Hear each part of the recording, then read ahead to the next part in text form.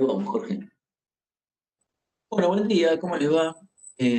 Acá con Hola. Jorge, estamos con Jorge, vamos a dar algunos contenidos que por falta de tiempo en el curso no pudimos desarrollar. Así que, bueno, vamos a hacer un bonus track. Eh, Nos había quedado ver, George, algo el tema de la cosecha de compost, seguimiento de la población y los usos que le podemos dar al compost. Vamos a empezar hablando con el tema de la cosecha. Una duda frecuente es cuándo se puede cosechar el compost, cuándo ya está listo y lo puedo juntar, digamos, acopiar para en algún momento usarlo a posteriori. Básicamente hay un conjunto de indicadores.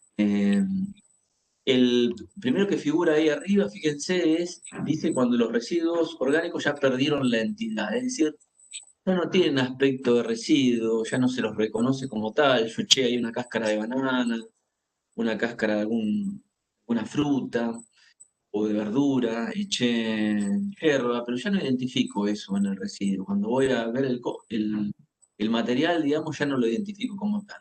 Tiene más que nada un aspecto terroso, un aspecto de una tierra muchida. El aspecto es algo importante, un buen indicador de si está finalizado el asunto. Si todavía veo residuos, podría ser que todavía le falte.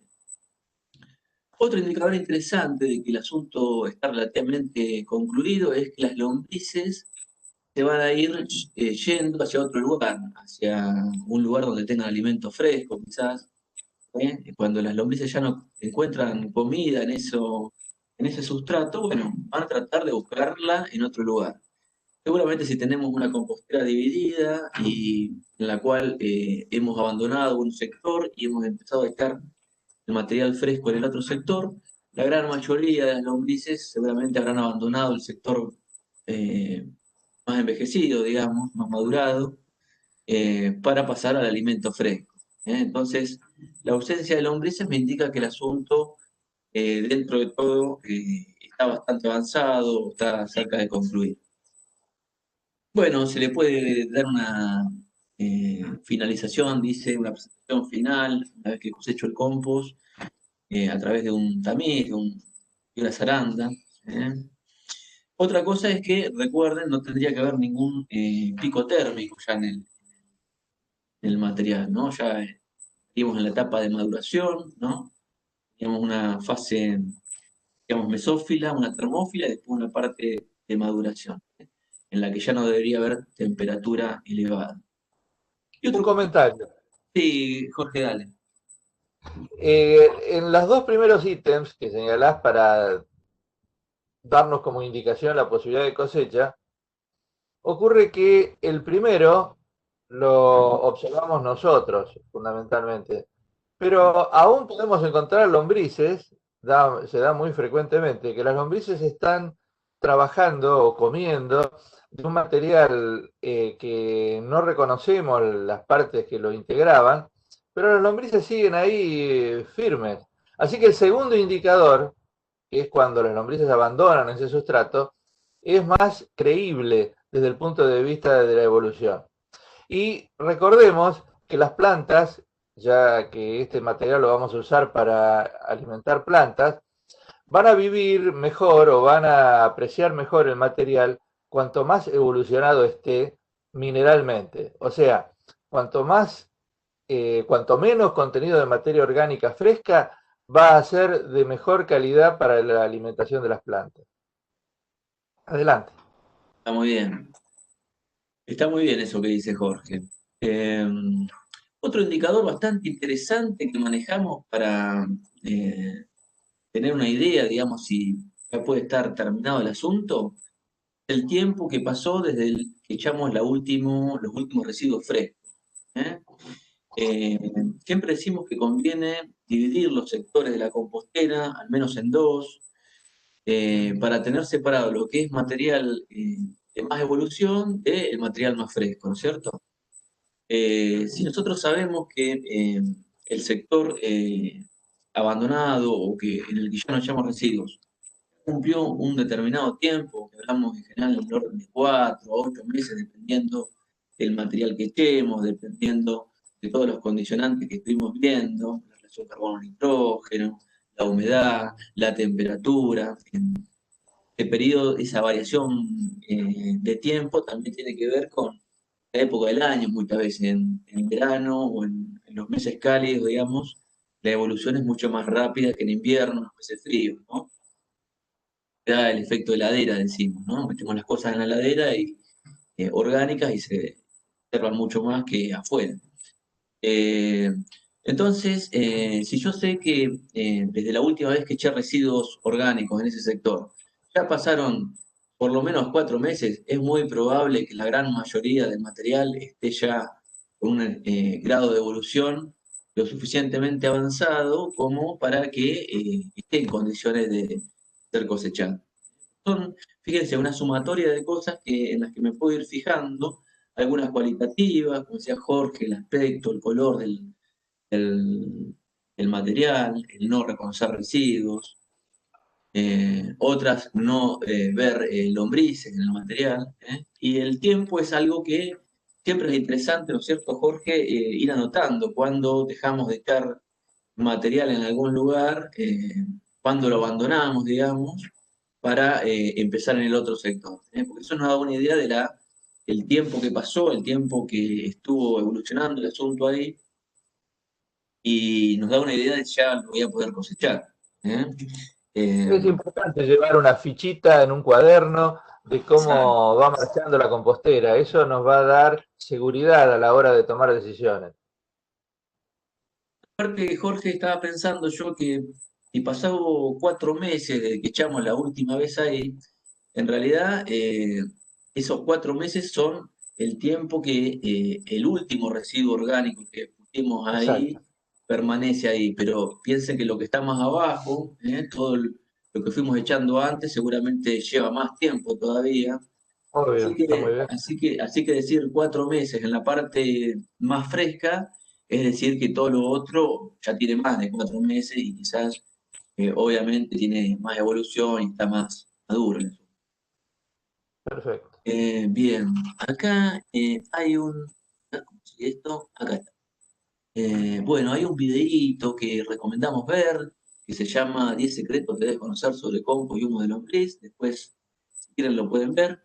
Pero ahí uno, digamos, el que hace el video comenta una metodología que seguramente también les comentó Alejandro cuando vieron lombrices, una metodología para tratar de recuperar las lombrices del compost madurado. Es decir, nosotros vamos a tratar de cosechar ese compost y vamos a querer recuperar las lombrices, es decir, que no se vayan las lombrices con el compost, si es que quedó alguna, porque, como decía Jorge, muchas veces las lombrices se quedan ahí en el sustrato, porque no quizás tanto por la comida que tengan, sino quizás por el ambiente que tienen, ¿no? Están en un lugar agradable, que ya es con buena humedad, con buena temperatura, no están tan mal, entonces se quedan.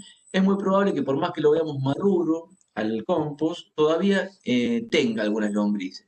Y nos interesa recuperarlas, esas lombrices, para volverlas a meter al lombricario, porque recuerden que en función de la cantidad de lombrices que teníamos, era la tasa de descomposición que teníamos, ¿no? Cuanto más lombrices tenemos, más rápido avanza el asunto en el lombricario. Entonces me interesa recuperarlo. Este señor proponía, y seguramente Alejandro también le comentó, una vez que tengo el compost envejecido ya, que lo voy a cosechar, le pongo un poco de material fresco ahí arriba, en la parte superior, como cebo, y las lombrices quizás se vean atraídas por ese material fresco y se vayan hacia ahí. Y bueno, yo luego retiro ese material fresco y lo vuelvo a la compostera, a la parte más joven, ¿no? Para, para de esa forma recuperarla. Eh, Esto es, digamos, y lo puedo repetir a esto, ¿no? Va a llevar un tiempo, no es una cosa que yo pongo el material fresco e instantáneamente las lombrices se van ahí, va a llevar un tempito, es decir, tengo que tener paciencia, poner el material fresco, esperar unos 3, 4 días y sacarlo. Y lo puedo repetir al asunto como para seguir recuperando más lombrices. Esta es una de las metodologías muy, muy usada, digamos, ¿eh?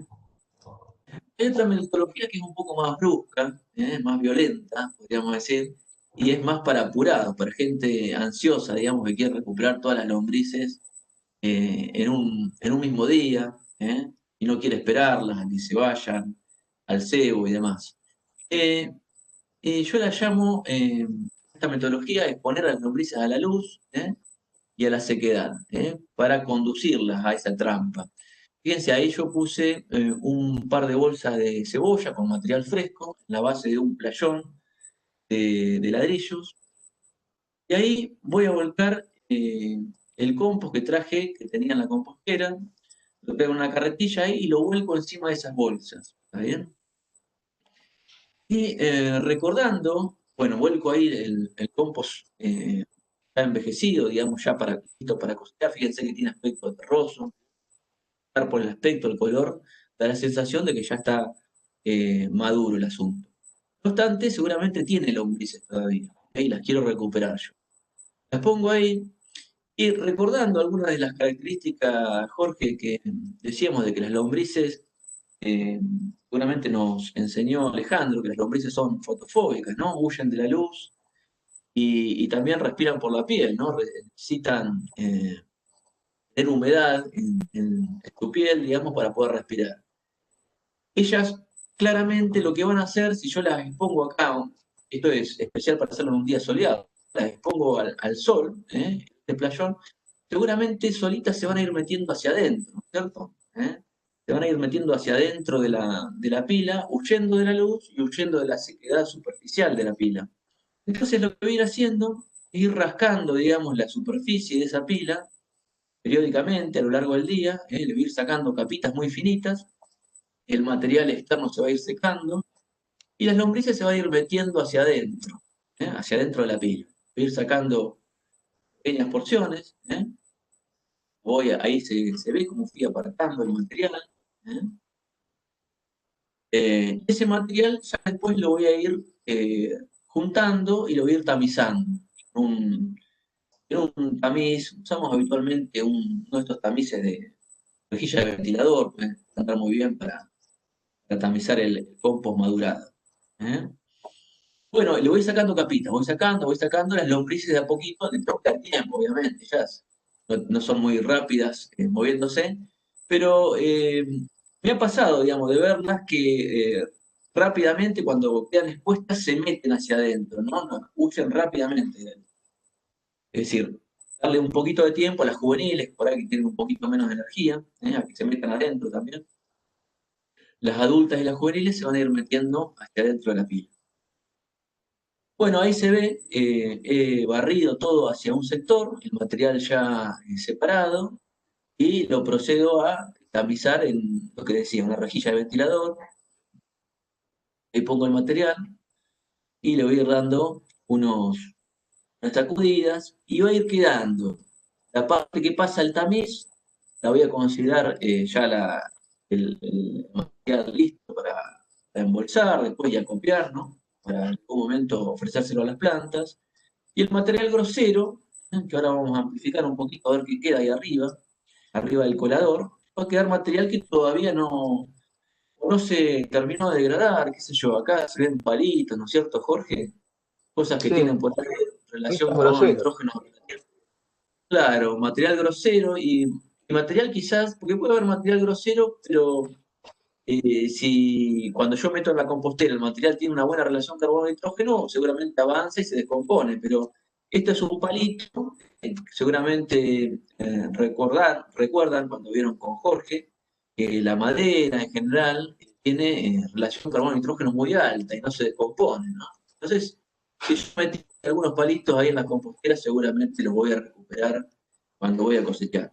Fíjense que también acá hay una hoja de laurel, algunos materiales, Jorge, cuesta más degradarse, ¿no? que otros y resisten este cortos periodos de maduración que a veces le damos, ¿no? De 4 o 6 meses, a veces no, algunos materiales no llegan a terminar de degradarse. También hay restitos de otros materiales, plásticos. Fíjense, esto separándolo en la mesa aún va a ir a parar a algún elemento extraño que no debería estar en el compost, ¿no?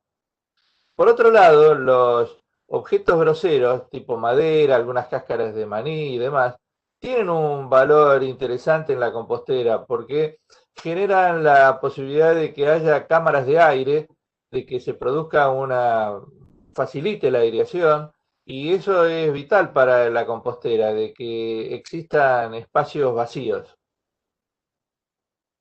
Claro, exacto. O sea, esta última etapa, este material grosero, Jorge, acá podríamos limpiar las cosas que son, como decís vos, contaminantes, que se nos escaparon en la separación, y el material grosero podría ir a la compostera, ¿no? Como decís vos, para ayudar a tener material grueso ahí que ayude a airear el asunto, ¿no? ¿Eh? Sí, sí. Bueno, puede haber cáscaras de maní, como decís vos, hojas de laurel, tardan en degradarse, ¿no? Por las sustancias que tienen, ¿no? Cáscara Eh, de huevo. Cáscara de huevo, claro que son material que es mineral, ¿no? Las lombrices se comerán el resto de la clara, quedó pegada al huevo, pero la cáscara en sí es un material mineral que, no, que lo que va a pasar en la compostera es que se achique de tamaño, pero obviamente no se va a degradar, ¿no? Se va a achicar en tamaño. Eh, bueno, y ahí sigue avanzando el asunto. Esto en una tarde, es interesante para los impacientes, decía, porque en una tarde de sol, rápidamente yo obligo a las lombrices a meterse ahí adentro de esas bolsas con material fresco, que en teoría las voy a llevar obviamente de vuelta al lombricario, en la compostera. También es útil para desestimar discusiones familiares. Vos te vas al fondo a separar las lombrices y desactivás cualquier tipo de problema de discusión. Está bueno, sí. O un partido de fútbol que termina con goleada, y bueno, en Claro, fin. sacar los nervios haciendo esto. Un Pero bueno, comentario. sí, En el material que separamos, aún nos quedan algo de las lombrices. ¿Qué nos quedan de las lombrices? claro, Los interesante. cocones, los huevitos. Exacto, O exacto. sea, aún separamos las juveniles y las adultas, pero nos van a quedar cocones. O sea, nuestro material compostado o lombricompostado va a seguir teniendo lombrices, porque en unos días van a eclosionar los huevitos y van a haber nuevos individuos. Exacto. Lo que vamos a separar es básicamente juveniles y adultos, digamos. Vamos a obligar a meter esta bolsa. Pero los cocones van a quedar. Y como dice Jorge, es muy probable que a posteriori, por más que hayamos sacado todas las lombrices, ese material que cosechamos y tamizamos, eclosionen esos huevitos y encontremos nuevos individuos en el compost terminado. Pero bueno, algo vamos a recuperar. Fíjense, ahí ya se ven las bolsas, fui sacando todo el material externo, quedan las bolsas prácticamente desnudas, ahí ya casi no queda nada. Pensé, el trabajo que pueden hacer, ya les digo, en una tarde. ¿Eh? Y ahí, fíjense lo interesante, yo ahí terminé de sacar el material que pretendía cosechar, ¿no? Libre de lombrices. Cuando doy vuelta a esta bolsa, habitualmente encuentro esto, una madeja de lombrices, adultas y juveniles, como decía Jorge, que están ahí, se meten obligadas, como les decía, en la bolsa esa, o a veces en la parte inferior de la bolsa. Esto cuando doy vuelta a la bolsa. Encuentro que un montón de lombrices se encuentran ahí abajo. Esto confirma la hipótesis esa, Jorge, de que estos individuos son muy gregarios, ¿no? Tienden a apiñarse con facilidad y no encuentran, no es una dificultad para ellas. Pero bueno, ahí junté un montón de material y todo eso vuelve al lombricario y todo eso me permite tener una mayor velocidad de descomposición a posteriori, ¿no es cierto? Claro. Es un método que yo lo he probado y es interesante. Y eso ya les digo, en un día pueden terminar de cosechar el compost, sacarle todas las lombrices y, y nada, y concluir el asunto, en una tarde. Pero acá, Jorge, creo que venía uno que es más. Ah, este es el material ya terminado, ¿no es cierto? Material que pasó el tamiz, ¿eh? Yo lo voy a copiar en alguna bolsa, en algún balde que tenga, Y bueno, y esto, vos Jorge siempre decís que es como el vino, ¿no? Que cuanto más después lo aguante y lo espere, las propiedades van mejorando con el tiempo del compost, ¿no? O sea, la cosa es las propiedades químicas y físicas que va a tener cuando recién lo coseché, y en la medida que va pasando el tiempo, vos siempre decís que va mejorando, ¿no? Eso. Así es, sí. Porque en definitiva, ese proceso se llama mineralización. Y la mineralización de la materia orgánica es en los suelos que nosotros conocemos como en la naturaleza, puede llevar 400, 500 o más años para llegar a lo que se llama la capa de humus. Así que de pronto, lo que nosotros podemos obtener en algunos pocos meses no es más que una sustancia parecida a ese humus. El aspecto adquiere un parecido con el humus de los suelos, pero su estabilidad aún resta mucho de llegar a ser la de los suelos mismos. Así que cuanto más tiempo tenga acantonado, mejor. Además, Andrea habló sobre la salinidad y por ahí el pH algo elevado de estos materiales y que precisamente si uno los deja abandonados en una pila, con el correr del tiempo esos valores de pH y salinidad se van perdiendo por el lavado que producen las lluvias y las condiciones de modificaciones del proceso evolutivo propio del material. Muy bien. O sea, cuanto más, si bien lo podríamos echar así como lo cosechamos, si tenemos la posibilidad de estoquearlo y aguantarlo un tiempo más antes de usarlo, mejor, digamos, ¿no? No tenemos Si lo urgencia en el vamos a uso. Si lo vamos a usar ahora, de inmediato, tendríamos que tener la precaución de pensar que puede ser salino. Si podemos ir a un laboratorio y medir esa salinidad y ese pH, vamos a estar seguros de lo que tenemos. Ahora, por un hecho precautorio, no es conveniente de utilizarlo a más de un 30% en una mezcla con suelo.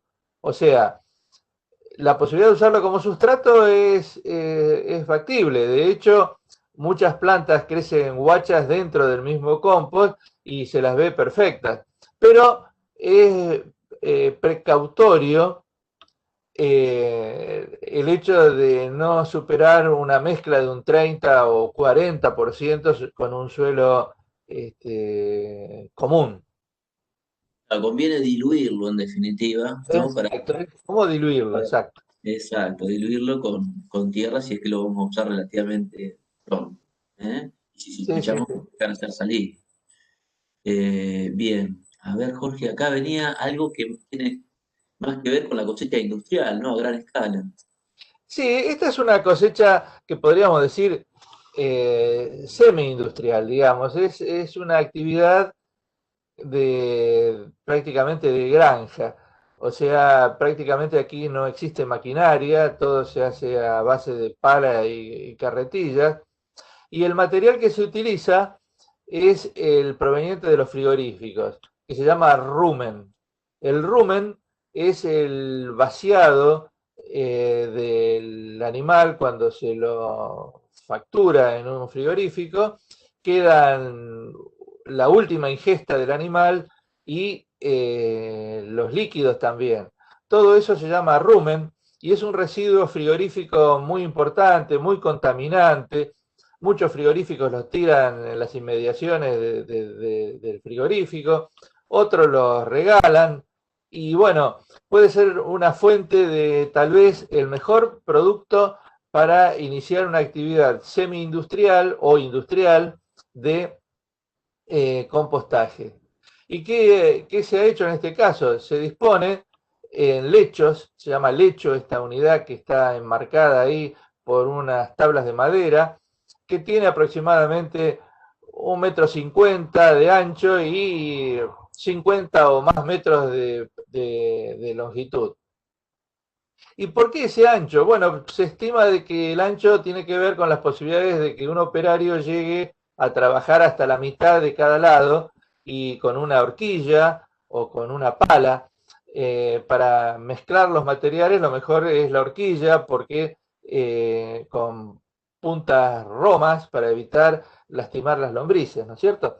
Entonces, dejamos ese material unos meses, por ejemplo 6 meses, 7 meses, cuando se ve, como señaló Telmo, de que hay pérdida del estado original. Ya el rumen es un material que ha sido masticado y rumeado por el vacuno, de tal manera que tiene una granulometría bastante finita, es un material muy interesante para comenzar con este tipo de cuestiones, y la evolución es fundamentalmente observar que el color se pone más bien oscuro, que nos va a delatar de que ya hay una evolución marcada.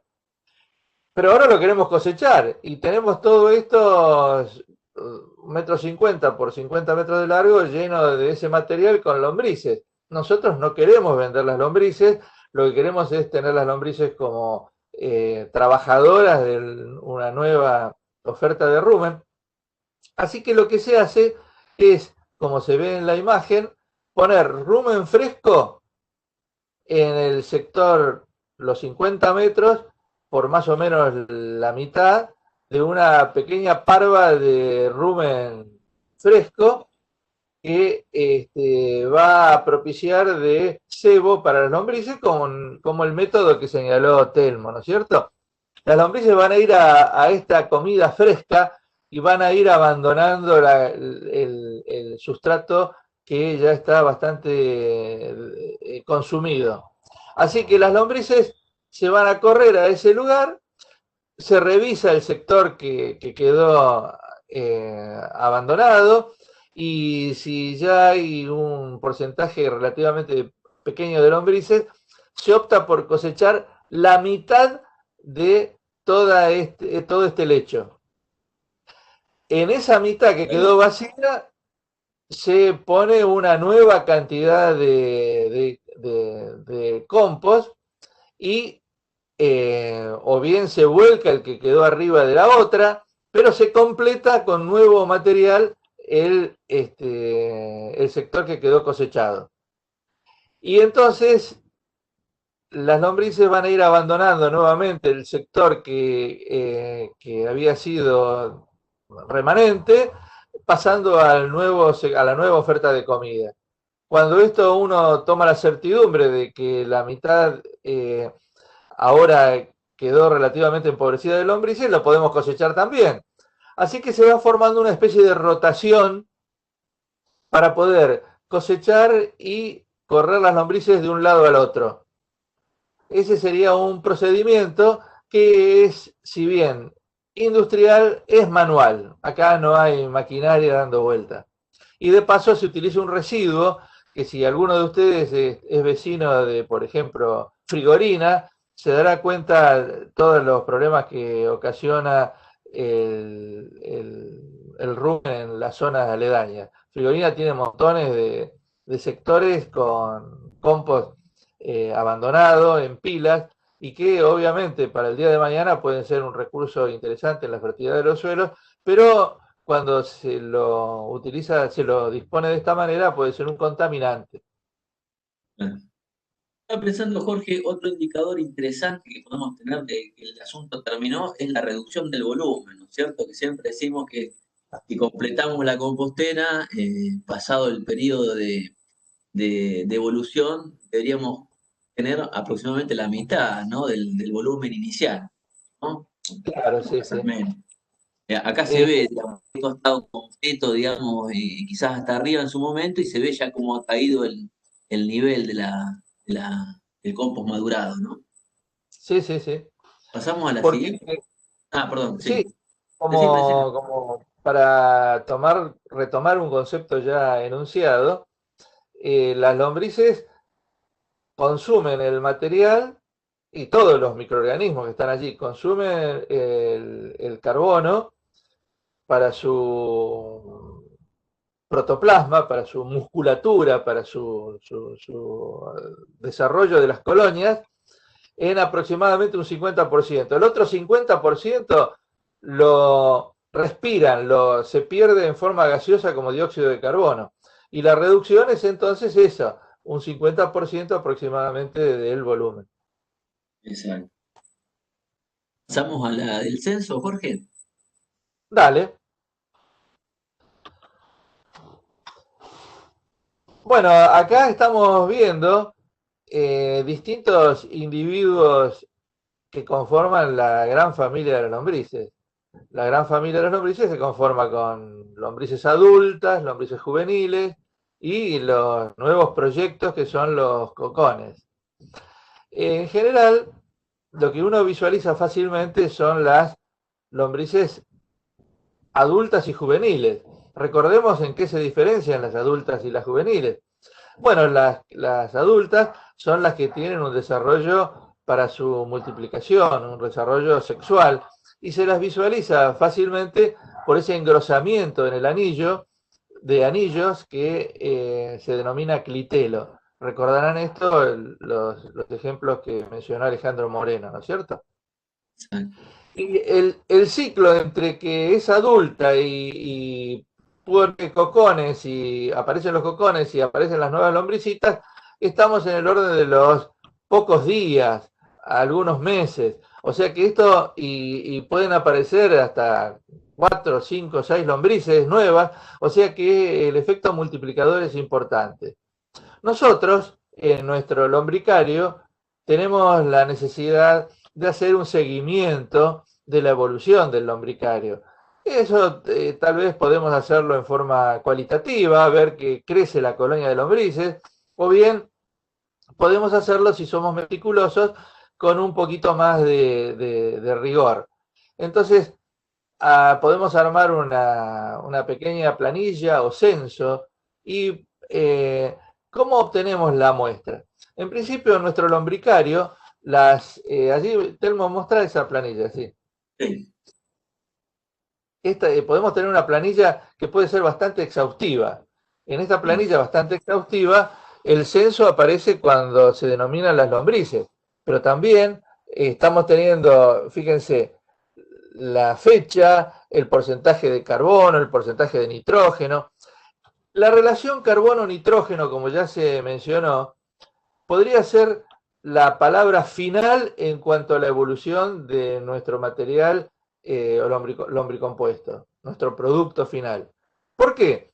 Porque se recuerdan que siempre arrancábamos de materiales de aproximadamente 31, pero que pueden haber más ricos, 91, los pastos más bien secos, o aún acerrines con 300 a 1. Y en los suelos, normalmente, la relación carbono-nitrógeno es de 10 a 1.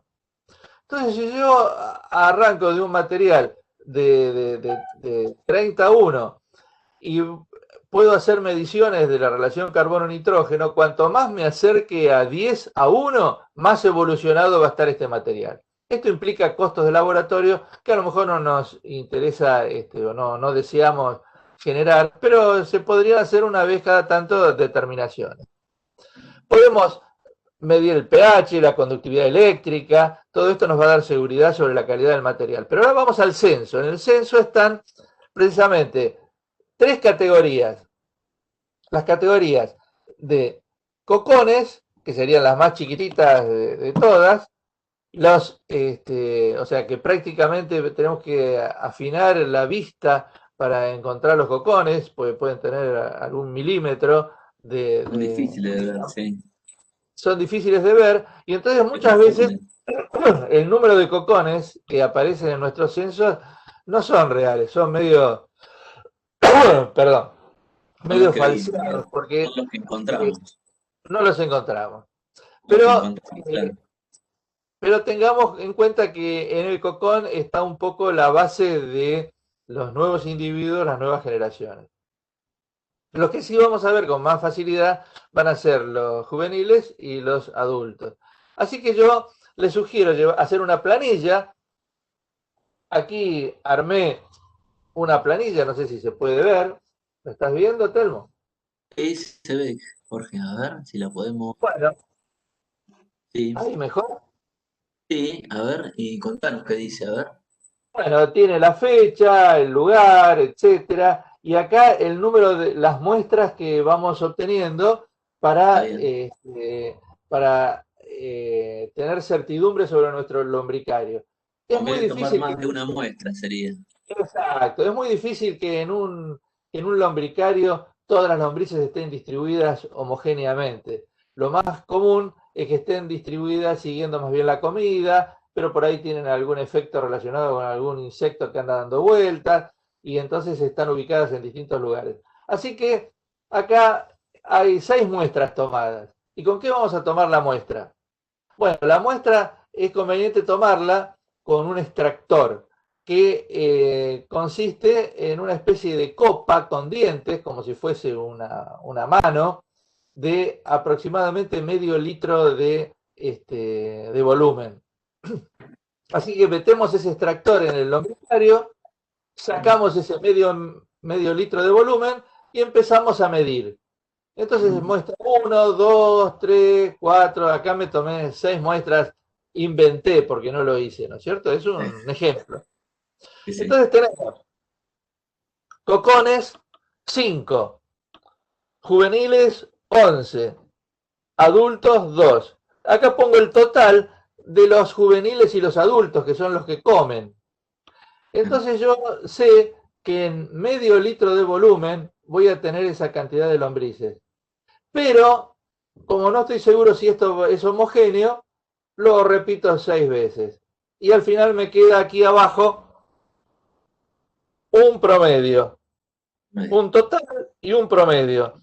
El promedio es que tengo 3 cocones, 6 juveniles y 23 y 4 adultos. Y me quedan en el orden de un total de 10 lombrices entre adultos y juveniles. En Ese medio litro promedio, eso, ¿cómo? en medio litro es eso, digamos. El En medio promedio en medio litro. litro. Claro. Así que acá abajo hago un cálculo de regla de 3 simples para llevarlo a un valor un poco más ejemplificativo que es el metro cúbico o los 1000 litros. Claro, Así que si yo tengo en medio litro un número determinado de lombrices, claro. en medio litro tengo un número determinado de lombrices, en 1000 litros tendré X. Una regla de 3 simple. Pero Este podríamos decir, en un litro vas a tener el doble de lo que tenías ahí. No, no me acuerdo cuál era el valor de juveniles y adultos del medio litro. Era cerca de 13, dijiste, ¿no? acá en el ejemplo que yo puse para el El promedio, promedio, sí. voy a tener para el metro cúbico 12.000 juveniles, Ah, ocho bien, mil ya pasaste adultas a metro y la, cúbico. la Está bien. totalidad serían 20.000. 20.000, está bien. Entonces, 20.000. Por lo que se ha estudiado, un número adecuado está en el entorno de 80 a 100.000 lombrices por metro cúbico. Así que este valor es relativamente bajo y podría provenir de una compostera joven que está iniciándose. Así que sería interesante pensar en hacer un nuevo censo en un mes y ver qué pasó con el número. Lo ideal Debería es que aumentar, digamos. debería ir aumentando progresivamente hasta llegar a un valor del orden de los 50, 60, 80.000, 100.000. Los valores que nosotros hemos medido en nuestras composteras nunca llegaron a 100.000, pero sí estuvieron en el orden de 60, 70.000.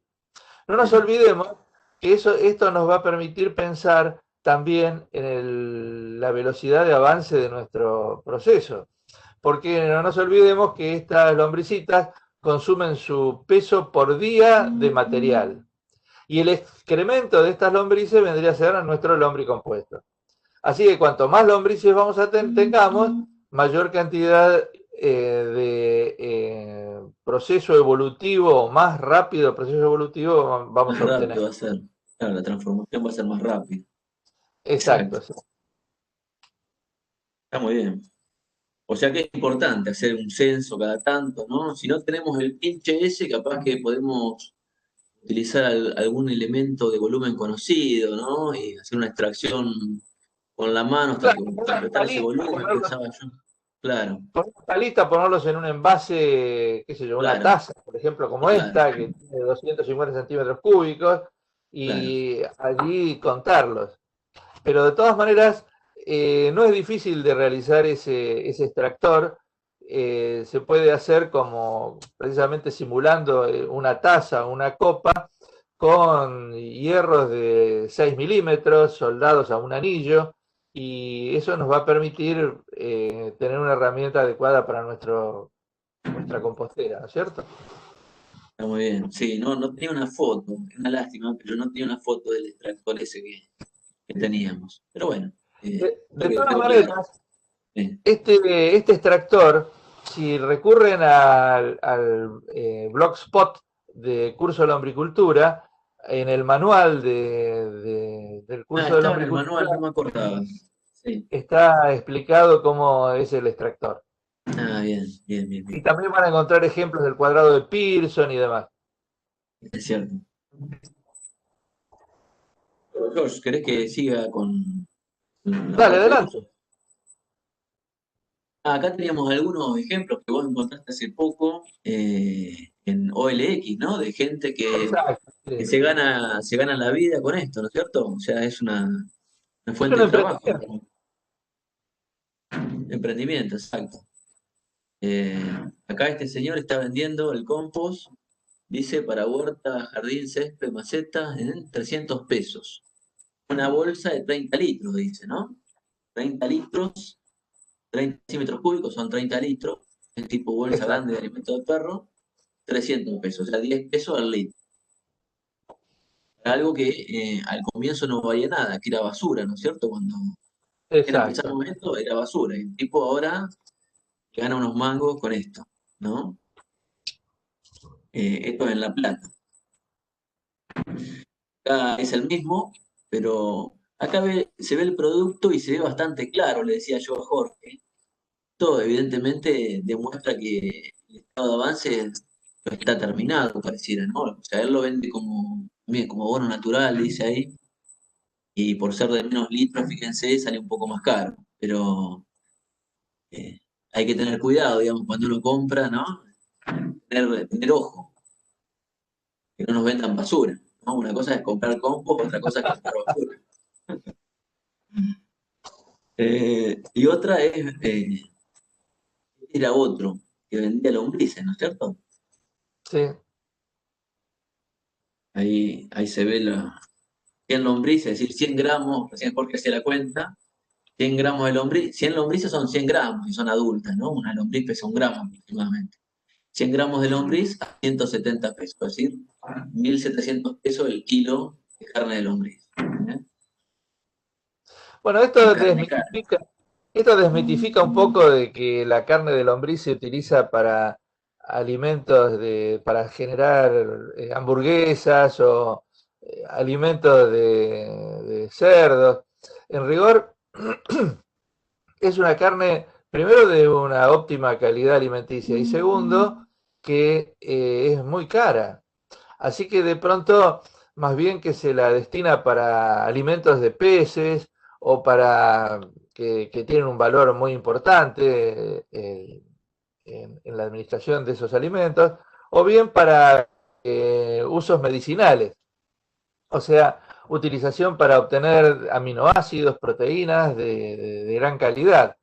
No me consta, pero suplementos dietarios pueden llegar a tener este tipo de materiales. Es una fuente, puede llegar a ser una fuente de ingresos para algún emprendedor, ¿no es cierto? O sea, Seguro que sí. lo que es basura se transforma en un trabajo y en una fuente de ingresos al emprendedor. Sí, sí, sí. Incluso si uno concurre a las zonas de pesca, un puñadito de lombrices Claro, tiene un también, valor importante, ¿eh? claro, también. Bueno, y acá nos queda la parte de usos del compo. Muy bien. Bueno, una vez que hicimos todo este esfuerzo, ¿para qué nos puede servir el compost? Evidentemente, lo fundamental es el destino de volverlo al suelo. Precisamente, los, lo que nosotros hemos hecho con compost es utilizar residuos fundamentalmente de origen vegetal. Así que ese compost tiene todos los nutrientes que necesitó la planta para vivir. En esto voy a adicionar a lo que señaló Andrea. Si una planta pudo vivir en su momento y los nutrientes que almacenó en su organismo ahora están en el compost, en forma armónica, ordenada para la nueva posibilidad de plantas. Va a ser tal vez el mejor elemento que puede contar para su nutrición una nueva planta. Cuando nosotros administramos un nutriente como fertilizante, generalmente le agregamos nitrógeno, fósforo, potasio y no más. Lo más seguro que le agreguemos uno solo, nitrógeno. Y eso desarmoniza a las condiciones del suelo. Cuando agregamos compost, lo que estamos poniendo es un elemento armónico que va a permitir que las plantas se nutran de una manera equilibrada. Eso sería lo inicial. Y a la prueba me remito. Por ejemplo, esta planta de tomate que ha crecido guacha en la compostera y que ya tiene florcitas, está hermosa y está solamente sobre compost. El compost acá ha sido un sustrato y está viviendo de los nutrientes que le dejaron otras plantas que fueron en su momento plantas vivas y después residuos que fueron mineralizados por el proceso de compostaje y lombricompostaje. Es un tema muy importante, pero también es importante, dada la cantidad de residuos orgánicos que produce una ciudad como La Plata. Imagínense que la ciudad de La Plata tiene el orden de los 500.000 habitantes. Dicen que en toda el Gran La Plata, Berisso y Ensenada estamos en el orden del 1.000.000 de personas. Entonces, de ese 1.000.000, todos los días se supone que cada uno de nosotros tira en el orden de 1 kilo de basura. Y la mitad de ese kilo, o sea, 500 gramos, son residuos orgánicos. O sea que todos los días tiramos el orden de, si somos 1.000.000, estamos haciendo números así rápidos, tiramos 500.000 kilos de basura. 500.000 kilos. 500 toneladas por día, digamos. Son 500 toneladas. 500 toneladas, supongamos que un camión lleva 10 toneladas, y bueno, entonces son 50 camiones. Exacto, 50 camiones por día se podrían evitar. 50 camiones por día de residuos orgánicos que van al SEAMSE, que de pronto no cumplen ninguna función más que el de contaminar visualmente en las pilas que genera el SEAMSE, o contaminar las napes, contaminar el arroyo del Gato que está pegado donde están tirando los residuos. Cuando me refiero a SEAMSE también me refiero a la nueva planta de tratamiento, cuyo rol no puedo analizar todavía, pero que me da cosa pensar que lo hagan, la hagan en un humedal. Así que yo creo que si le pudiéramos dar ese otro destino a esos residuos, ganaríamos en mejorar o reducir el impacto ambiental del manejo de hoy de los residuos. Por otro lado, si no nos interesa el aspecto ambiental y nos interesa el aspecto económico, el costo de la recolección de residuos para el municipio de La Plata representa el orden de un 25% de su presupuesto. Y esto es mucho dinero. Alguna vez, no son precios actuales, pero alguna vez calculamos que aproximadamente el kilo de basura que recoge la municipalidad cuesta aproximadamente 5 pesos. Ahora debe ser más, porque esos son valores del curso del año pasado. Estamos hablando de 2019. Ahora supongo que podrán ser 6, 7 pesos, que cuesta el kilo de residuo orgánico levantado en las calles del de la ciudad. Lo cual significa de que si nosotros ese residuo orgánico, en lugar de tirarlo al SEAMSE, le damos otro destino, por ejemplo, recuperación de áreas degradadas.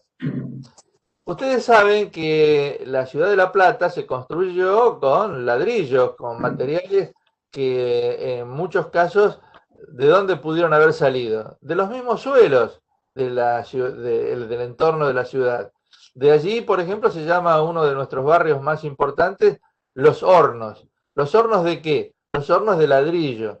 Precisamente allí se hizo una de las colonias de hornos ladrilleros más importantes para la construcción de la ciudad. Y si bien cuando nosotros compramos ladrillos decimos qué lindo, un ladrillo, qué útil, qué importante que es, pero atrás del ladrillo está que alguien sacó tierra de la mejor calidad posible, porque el ladrillo, cuanto mejor es la tierra con que se lo produce, más orgánica, más negra, va a ser mejor el ladrillo. Ese ladrillo precisamente representa, por un lado, nuestra casa, pero por el otro representa la degradación del suelo.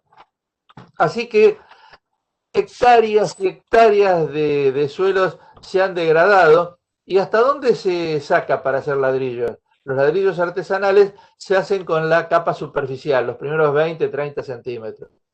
Y dejan a la vista toda una superficie de materiales más bien arcillosos, muy poco permeables, y que también contribuye entonces a que el agua de las lluvias escurra superficialmente por esos lugares, se concentre más rápido y propicie inundaciones.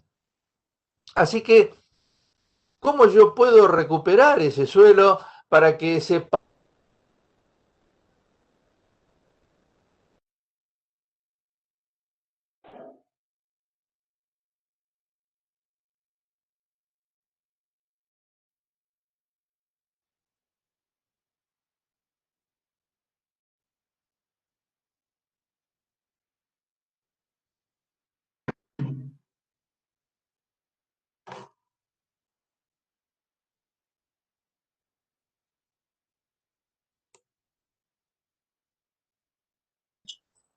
Dale nomás.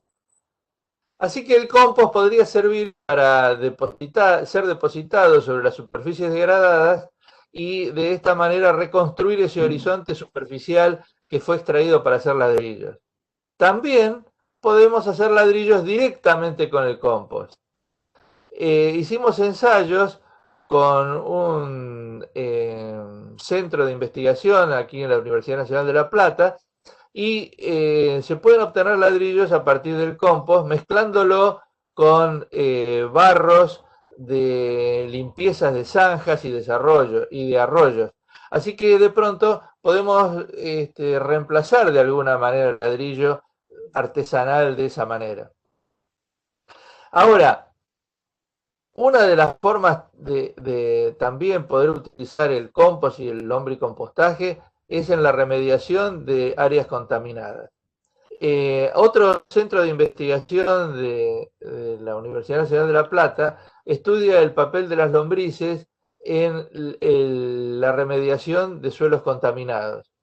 Cuando estos suelos son contaminados por derrames petroleros, por ejemplo, es posible, no nos olvidemos que el petróleo no deja de ser un residuo carbonoso de origen ahora mineral, pero que era de origen orgánico, y que las lombrices de alguna manera pueden contribuir a ir atacando ese tipo de residuo carbonoso con costos de su vida, porque en definitiva también se contaminan, viven mal y sufren las condiciones de ese ambiente, pero pueden utilizarse en esos trabajos de remediación. A su vez también en suelos contaminados con materias fecales de origen humano o de origen de cría de cerdos o de gallinas, suelos que están contaminados con materiales de esos aportes, pueden ser mejorados con el uso de lombrices. De hecho, hicimos ensayos en un criadero de pollos en la zona de General Belgrano, y la cama de pollo que es sacada de las jaulas es un alimento espectacular para el manejo de las lombrices. Y de esta manera vamos eliminando un residuo que es bastante problemático y que muchas veces se utiliza en forma directa para abono de las huertas. Y peor aún es el uso directo de la gallinaza, que es la caca de la Ponedor, gallina en los criaderos de ponedor, en los ponedor, criaderos, claro, en los de huevos. establecimientos que se dedican a la cría, a la postura de Producción de huevos. huevos, claro, sí, exacto. Claro, cuando digo Es mucho más fabricación, un poco alcalino, es ¿no? ¿Eh? exacto, sí, sí, Fábrica de sí. huevos. Son muy salinos y alcalinos, sí, sí. Exacto. Bueno, eh, y el otro aspecto que también por allí está en gran boga es el uso de tierras negras para jardines, para distintos propuestas de hermoseo de parques, pero que atrás de ese nuevo paisaje, de ese nuevo lindo lugar que queremos producir, nos queda un no lugar decapitado, degradado, que es el que del cual se obtuvo la tierra, ¿no es cierto? Jorge, en teoría no se debería poder vender la tierra negra, ¿no? Está prohibido la venta de tierra Sí, negra. sí, está prohibida como la venta de droga y como Claro, la oferta del tratamiento de personas, pero que en claro. definitiva ocurren a la vuelta de nuestras casas, ¿no es cierto? Así que esta lamentable situación no está visualizada por los distintos estamentos oficiales de cuidado del ambiente. O sea, lo peor en este caso es que cuando se vende tierra negra, cuando se decapita un suelo, las personas, los funcionarios, en su ignorancia supina, no se dan cuenta que eso es un daño importante y que puede tener que ver con precisamente inundaciones. O sea, no asocian un proceso con el otro. Lo ven como una actividad que, bueno, qué sé yo, o sea, no tienen la más mínima formación para advertir los riesgos ambientales. Y es como basado en un hecho ignorante. O sea, yo puede ser que no me dé cuenta si funciona bien un avión de línea, porque desconozco cómo está conformado. Pero no puede ser que un funcionario que se dedica a la respuesta del ambiente, como la Plata fue uno de los primeros que tuvo una agencia ambiental. Esa agencia ambiental lo que menos hizo fue ocuparse precisamente de estas cuestiones tan importantes. Y ha dejado que se venda a la tierra negra, que aparezcan avisos de oferta de tierra negra. Dentro de, si uno busca en el diario, en OLX o en cualquier lado, va a encontrar una profusión de ofertas de venta de tierra negra a un precio relativamente bajo y a un daño enormemente alto. Exacto. Podemos ver algunas imágenes de todo esto que estás hablando, Jorge. A ver, A ver, había alguna, creo, algún suelo decapitado, creo. Acá. Se ve bastante, ahí se ve el daño, ¿no? Muy claro el suelo, se le ha sacado el horizonte A, ¿no? esa capita que se eliminó deja como un asfalto. ¿Eh? El hecho de ahora que va a ocurrir es que el agua ya no va a infiltrar, sino que va a quedar ahí en superficie, y si hay un exceso de agua va a escurrir y va a propiciar inundaciones en otro lado. No tiene Adelante. capacidad de absorber, digamos, el suelo Exacto, decapitado no absorbe el agua como el suelo natural sin exacto. dañar, claro, sin haberle sacado la capa. Ahí se ve otra Sí, imagen. la diferencia de absorción de agua entre un suelo decapitado y uno natural es de 10 o 20 veces. O Ah, es sea, muchísimo, digamos. es Claro, muchísimo la diferencia. Acá se ve el paisaje de un suelo decapitado después de varios años de que se ha robado la parte superficial del suelo. Fíjense, no se recupera, aparece la rama negra, después el suelo queda desnudo en mucha parte, y si esto lo contraponemos con los hermosos parques que se forman con la tierra que se llevó de allí, nos queda un contraste. ¿Por qué Claro. tiene que producirse un hermoseo de un lugar degradando otro, cuando los dos podrían estar perfectamente cuidados? El suelo no es algo que se produce, porque esto, como decís vos, Jorge, es algo que haga un suelo decapitado de muchos años, ¿no? Que empezó a aflorar algo, digamos, de lo que puede llegar a resistir ese ambiente.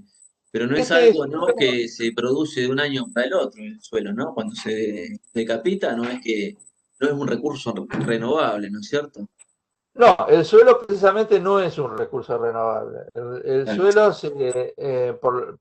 requiere más de 1000 años para recuperar sus condiciones originales. En este caso, este suelo decapitado fue producido aproximadamente hace 50 años y así es el estado en que se encuentra. Claro. Medio siglo y sigue casi igual que Claro, como. sí, sí. Bueno, acá tenés una reseña que habla de las cosas que se podrían usar, ¿no? Sí, Para asistirse. precisamente, si nosotros separáramos en origen los residuos orgánicos domiciliarios y fueran llevados, distribuidos a estos lugares decapitados, podríamos de alguna manera ir recuperándolos.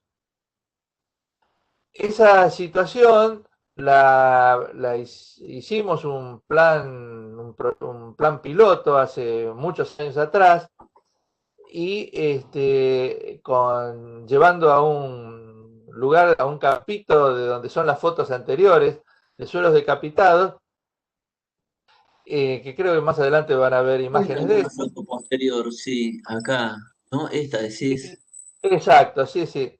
Y las distribuíamos así en aldanas y observábamos que sin ningún tratamiento demasiado importante, simplemente desparramándolos, y observamos en principio que mucha de la vegetación que traíamos de estas podas, que son los residuos no habituales de la ciudad de La Plata, ya arraigaban en el lugar y modificaban las condiciones del paisaje. A su vez también se produce una mejora en el almacenamiento del agua. El proyecto este anduvo bien unos meses hasta que de pronto empezaron también a acompañar con estos residuos basura común. O sea, no logramos que se fuese riguroso en la separación de los residuos en el origen. Así que se aprovechaba el lugar para disponer otro tipo de residuos, lo cual generó que termináramos el proyecto porque se había convertido en un sitio abierto. Así que no solamente es la necesidad de contar con los residuos para mejorar la cuestión, sino que tenemos que contar también con una educación adecuada para llevar adelante estos proyectos sin que se generen males mayores todavía. La separación del origen, digamos, es una muletilla a todo nivel, digamos, no solamente a nivel domiciliario, sino a nivel estatal también, ¿no? Debería ser. Debería, Exactamente, sí, sí, sí. a ver, acá había algunas otras imágenes mismo y se ve ahí lo que decía, va mejorando la vegetación, Bueno, ¿no? exacto, sí, sí. Las aldanas fueron las primeras en ponerse, o sea, en la imagen, la foto de la derecha superior sería el proceso, el primer paso. El segundo paso sería ya en la foto superior de la izquierda, donde se observa que hay un reverdeo del material que se encontró allí en las aldanas, con posibilidades de seguir su vida, porque muchas de las maderas estas, sus yemas, brotaron y se fueron arraigando y fueron cambiando la cuestión. En la imagen de abajo, ya de un par de años siguiente, vemos como ha perdido volumen las aldanas y prácticamente hay una vegetación nueva. Y también en la imagen de la izquierda abajo encontramos las lombrices que colonizan el lugar, habiendo sido ofrecidas por nosotros al sistema, ¿no? O sea, llevamos al sistema núcleos de lombrices que se multiplicaron en forma muy importante. Las lombrices, a su vez, de tratar el residuo orgánico, también tienen una parte de curiosidad sobre el suelo, así que de alguna manera también van incidiendo en la colonización del suelo. Esto era en Sicardi, ¿no, Jorge? Vos decías que ahí te Sí, habían vendido el territorio dos veces, ¿no? Tenían primero el suelo. sí, eso es un tema muy interesante. Cuando se decapita un suelo, el terreno que queda después de la decapitación se vende, pero ya primero lo vendieron en camiones como tierra negra, o sea, se vende dos veces. Y al nuevo comprador le ofrecen una tierra degradada que necesita de pronto para mejorarla comprar tierra negra. O sea que nuevamente vuelve a comprar el terreno que le habían robado, pero que ahora viene de la robadura de otro sector. Lote, claro. Sí. A ver Y qué esto viene. de Ah, robar perdón. tierra negra no es realmente literal, porque de pronto hay gente que con una pala y un camión encuentra un terreno abandonado y en un fin de semana lo deja con 30 centímetros menos Claro, de volumen y claro. vende la tierra negra, obviamente. Este Acá es yo un suelo. lo que vos decías de lo que decía en esa imagen anterior, que los usos del compost, que decía que mejoraba la fertilidad física, ¿no? No solamente tiene nutrientes el compost, sino que aporta mucha materia orgánica que puede ayudar mucho a los suelos, ¿no? Con las propiedades que tiene la materia orgánica. Exacto, sí. Este es un suelo típico de la zona de Sicardi. Son suelos muy arcillosos, que evidentemente, fíjense, prácticamente no tiene raíces a la vista.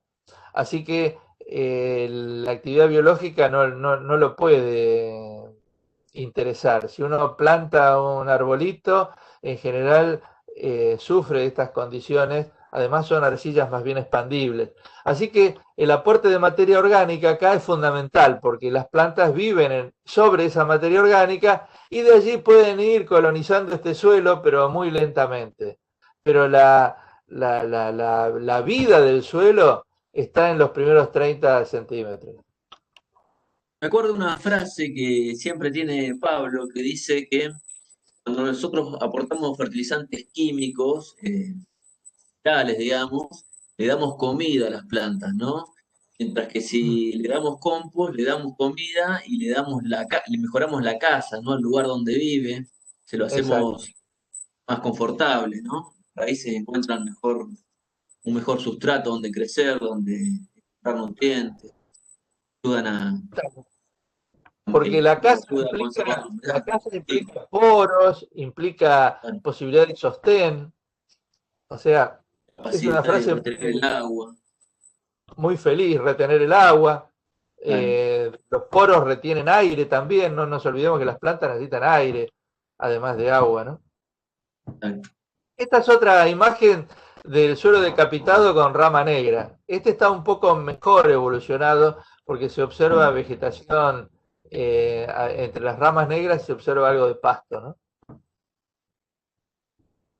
Y en los suelos arenosos, eso de la materia orgánica también ayuda mucho, ¿no? A retener Bueno, el agua, a oscurecerlos, ¿no? en este caso no se trata de un suelo degradado, sino que es un Claro, suelo aportado por el viento, materiales arenosos y muchas veces en zonas litorales, cerca del mar, y cerca del mar. también puede ser en el interior del país. Bueno, vos sos de Pehuajó, así El que allí Pehuajó, los sí, médanos son, son comunes están, estos suelos. Mm, y son suelos muy jóvenes que aún no tienen una evolución importante, y las partículas de arena están desconectadas unas con las otras, así que de pronto un poco de viento hace que la arena vuele. Y aquí la materia orgánica es fundamental, porque la materia orgánica vendría a ser como una especie de plasticola entre las partículas de arena, produciría la ligante, unión, claro, y eso lo llamamos estructura del suelo. Va a propiciar claro. la estructura del suelo, va a permitir el arraigue del suelo, el agua va a quedar más retenida, no va a infiltrarse tan rápidamente. Acá el agua no va a correr como en el caso de los suelos arenosos, pero se va a Claro, infiltrar muy rápidamente. muy Y si rápidamente. tenemos materia Claro. orgánica en superficie, el agua va a quedar un poquito más tiempo ahí en la cercanía de las raíces de las nuevas plantas. Así que la materia Como una orgánica es como esponja. un Mm, acondicionador de los suelos. El exacto. compost vendría a ser como un acondicionador del suelo. En un suelo muy cerrado, muy masificado, como puede ser un suelo arcilloso, lo soltaría, lo Claro. permitiría hacer más poroso, más factible de ser colonizado por las plantas. Y en un suelo arenoso, de partículas muy sueltas, lo juntaría, lo agrumaría, pero de una manera frágil, ¿no es Positivo. cierto? Claro. Pero suficientemente como para que las plantas se encuentren en un sostén más estable. También lo oscurece un poco, Jorge, ¿no es cierto? El color negro lo oscurece al suelo. Ahí se ve bastante claro este suelo, ¿no? Arenoso. El hecho de agregarle compost mejora el color, ¿no? Y la absorción de Sí, energía. exacto. Si se oscurece el suelo, como muy bien señalás, las posibilidades de captar energía del sol van a aumentar. Recordemos que el cuerpo negro es un sistema que es capaz de, por el color, de retener las energías que devienen del sol. Cuando uno usa una ropa negra en tiempo de verano, se da cuenta que es bastante más calurosa que si usa ropa clara. En este caso, el médano o el suelo arenoso hace rebotar más fácilmente la energía luminosa, y esa energía se pierde. O sea, que tenemos muchos aspectos positivos. Bueno, suelos planchados, dice también, con poca. Este, esto Sí, es un sector del mismo suelo decapitado de hoy, pero claro. acá se ve más claramente la falta de vegetación y el agua que queda ahí en superficie. Falta de Esa agua infiltración. sería que si uno hace un pequeño pocito, se va a dar cuenta de que en superficie está el agua y 5 centímetros abajo está seco. O Claro. sea, el agua no ingresa al suelo. Esto Claro. se denomina suelo planchado, porque precisamente el aspecto que toma es de haber sido compactado, planchado, pero tal vez por las condiciones de la máquina que pasaron, y también por las condiciones de que no existe actividad biológica encima. Claro. O sea, esto es lo que decías vos, que se comporta como una autopista o un pavimento, digamos. El agua no infiltra, acá Exacto, escurre, ¿eh? Echándole exacto. materia orgánica encima, ya esa materia orgánica va a absorber parte del agua de lluvia, ¿no? Y va a Esa agua favorecer. que, esa agua que puede escurrir lleva estas partículas, porque es muy susceptible a la erosión, y en otros lugares esas partículas se depositan formando un encostramiento. Ese Exacto. encostramiento impermeabiliza otros suelos, o sea que no solamente se produce un daño en el lugar en el cual nos encontramos, sino que ese efecto se ve multiplicado. Copada. Muy bueno. A ver, arcillas expandentes. Suelen Ese ser es el caso de la foto de las arcillas, del suelo arcilloso, que cuando está seco se agrieta Y imagínense si hay raíces ahí entre el suelo, cuando el suelo se agrieta, esas raíces se ven estiradas hasta cortarse. El compost lo que haría en estos casos es propiciar algo así como una unión elástica entre las partes de arcilla, produciendo un cuerpo nuevo, mejor estructurado, que no se movería con esta condición del agrietamiento y la contracción. Porque este suelo, cuando ahora lo vemos rajado, pero si se humedece, se comprime las partículas Bien. unas contra las otras y se produce lo que se llama una asfixia de las plantas, de las raíces de las plantas. O sea, cuando se seca, se estiran las raíces y se cortan. Y cuando se humedece, se comprimen y se aplastan las raíces. Por eso es que su comportamiento hacia la vegetación es bastante deficiente a pesar de tener nutrientes. Pero Claro. como señalaste la frase de Pablo, los nutrientes están, pero la casa no es amable, no es agradable para las plantas. Claro. Muy bueno. Esta, esta es una fuente de una industria que demanda mucha tierra, ¿no? Mucha decapitación de suelo, muchas veces los viveros, ¿no? Compran tierra Bueno, negra para producir sus plantines. exacto,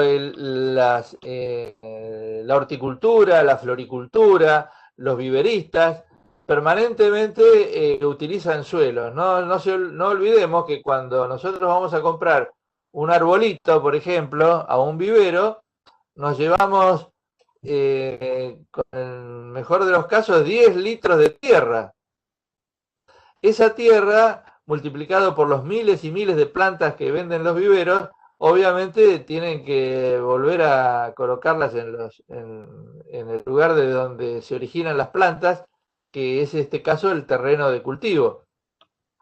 Y entonces la mejor forma de poder recuperar eso es mediante compost. En general los viveristas utilizan escasamente el compost, más bien que compran tierra negra de buena calidad, la mezclan con otros residuos derivados de la industria de la... Bueno, tengo una... No mi, importa, no la importa. se puso nerviosa. Este, unos residuos que fundamentalmente compran en lugares donde se hacen feedlot, que lo mezclan y también con turba. La turba es un material de origen orgánico que viene de, ya sea los yacimientos de turba más importantes son en Mendoza o bien en Ushuaia, en donde precisamente se produce una decapitación de esas Mismo, turberas, es lo mismo, claro. o sea, un daño ambiental muy importante. Así que como vemos, el uso de residuos para la formación de compost evitaría la decapitación de los suelos, también la degradación de las zonas de turberas, en este caso, y propiciaría un mejor efecto para los viveristas, horticultores, floricultores y particulares en general. O sea, si yo quiero hermosear mi parque, en lugar de comprar tierra negra, podría comprar compost. Exacto. Y en esto es, bueno, el Estado es muy ausente en un montón de factores. A veces es tan grave lo que nos está pasando ahora con la pandemia, está ausente en aspectos de salud, educación, que al final cuando uno dice, che, podrían usar residuos para hacer compost, queda también en esa nebulosa de la ausencia del Estado, porque no propicia, no emite legislación. eh, Realmente los esfuerzos que nosotros tratamos de hacer desde nuestro ambiente de la investigación no se ve reflejado en otros estamentos de la sociedad como son los que comandan los ejecutivos de las comunas, por ejemplo. Exacto. Bueno, este curso trata de eso, de tratar de transmitir todos estos valores, ¿no? Y y sí, educar, es lo más importante, ¿no? La gente, yo así es. siempre digo, ¿no? No es que no hace compost porque es mala, sino porque no sabe que puede hacer eso, ¿no? Es como que ha Exacto, perdido sí, sí, esa, sí. esa piensa inicial que teníamos, ¿eh? Una vida muy artificial y bueno, y nos han enseñado desde chiquito, ¿no? Que la basura se tira en el tacho de basura, se saca a las 7 de la tarde y nada, no hay nada que hacer. Se puede hacer mucho en realidad, ¿no? Bueno, Sí, sí. Jorge, con esto creo que terminamos. Te agradecemos mucho posición y bueno, esperemos que a los alumnos del curso les haya servido todos estos conceptos que hemos dado hoy. Bueno, eso Gracias. que terminamos es entre Sí, paréntesis, porque entre estamos paréntesis, a sí, continuará. disposición de todas las personas que quieran realizarnos algún tipo de consultas, aportes. De ahora en más estamos juntos todos en esto y esperemos que tengan una buena suerte con sus emprendimientos, que lo puedan llevar a cabo en sus casas si pueden.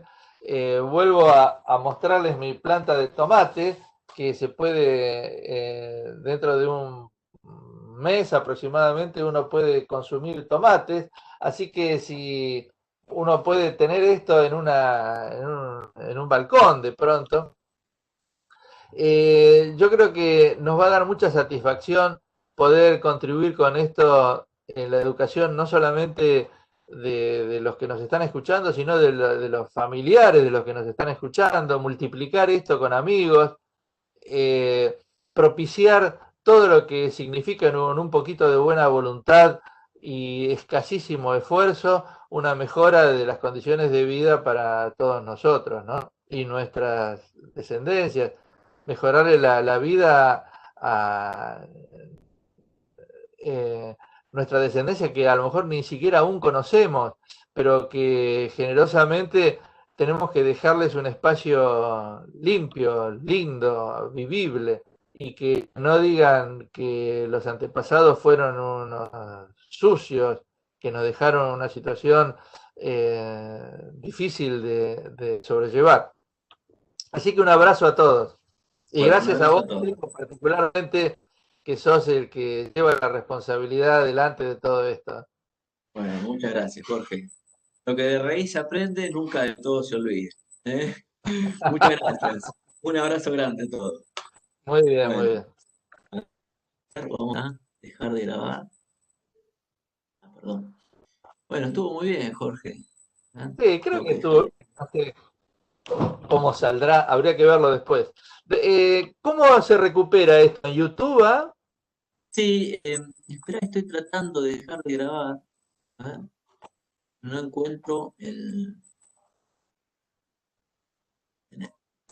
Ahí está. Ahora, ahí está. Eh,